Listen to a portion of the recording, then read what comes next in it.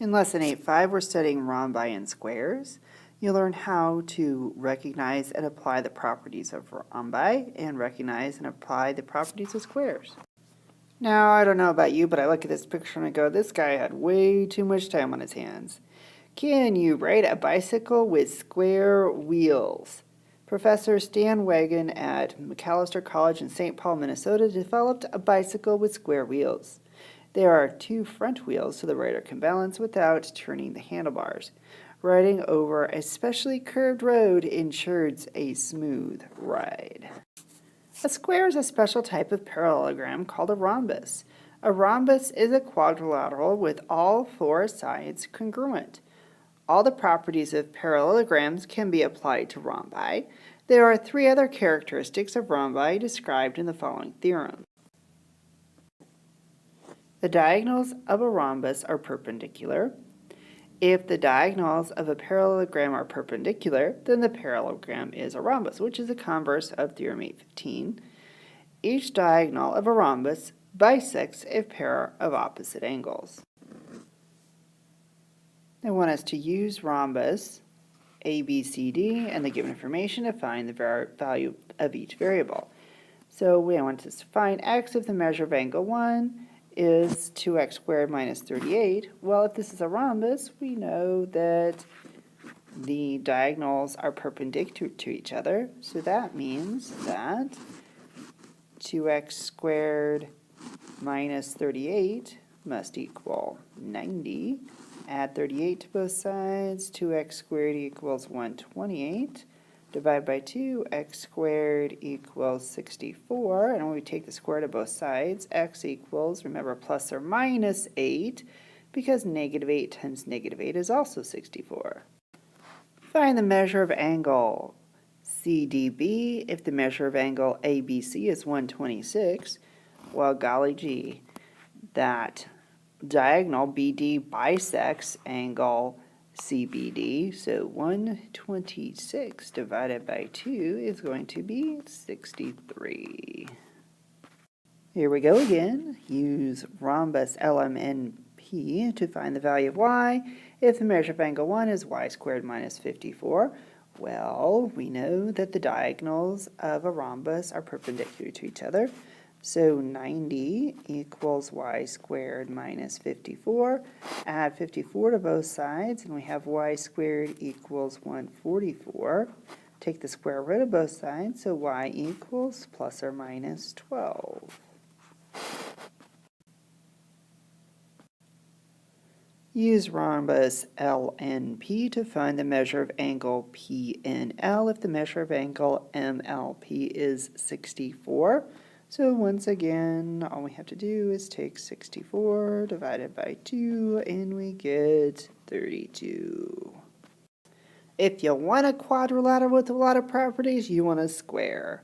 If a quadrilateral is both a rhombus and a rectangle, then it is a square. All of the properties of parallelograms and rectangles can be applied to squares. Determine whether parallelogram ABCD is a rectangle or a square. List all that apply, explain. Well, let's find the length of the diagonals first. So DB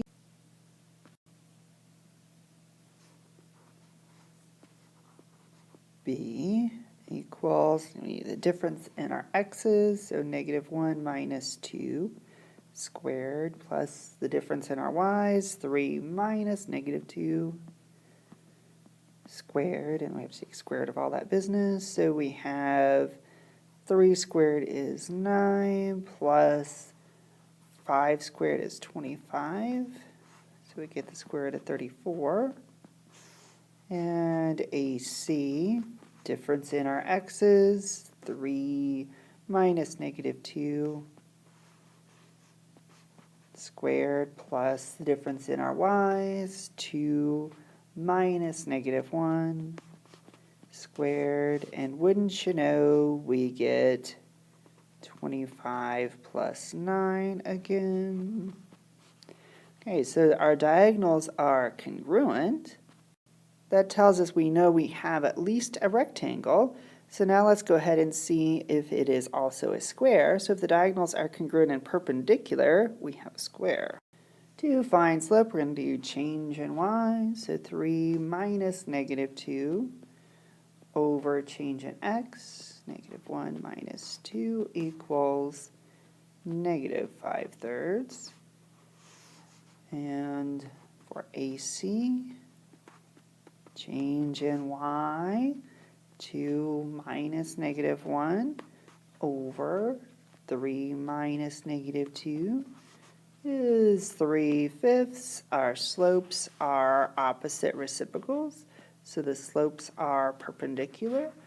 So we have both a rectangle and a rhombus, so that means we have a square. All these things you were introduced to in kindergarten, more to them than that. A square table has 4 legs that are 2 feet apart. The table is placed over an umbrella stand, so the hole in the center of the table lines up with the hole in the stand. How far away from a leg is the center of the hole? Well, we could do this 2 ways. We could do Pythagorean theorem, or we could use our reference triangle. Let's do Pythagorean theorem first. So if this is a square, this is a right angle, and the diagonals are perpendicular and bisect each other. So we could do Pythagorean theorem, x squared plus x squared equals 2 squared. So 2x squared equals 4. That means x squared must be 2. So x is the square root of 2.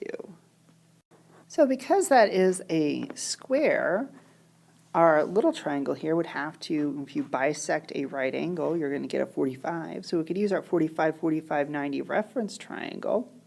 So our hypotenuse, 2 equals n square root of 2. So if I divide both sides by square root of 2, I get, I should rationalize my denominator.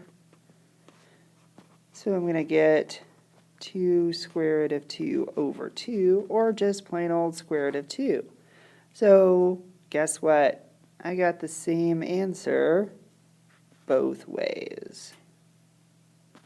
Now I suppose we should change that to a decimal. It would make more sense. So if we change square root of 2 to a decimal, I get 1.42, and my units were in feet.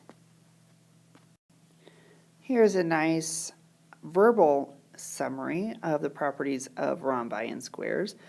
A rhombus has all the properties of a parallelogram. All sides are congruent, the diagonals are perpendicular, and the diagonals bisect the angles of the rhombus.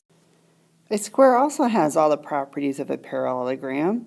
A square has all the properties of a rectangle, and a square has all the properties of a rhombus.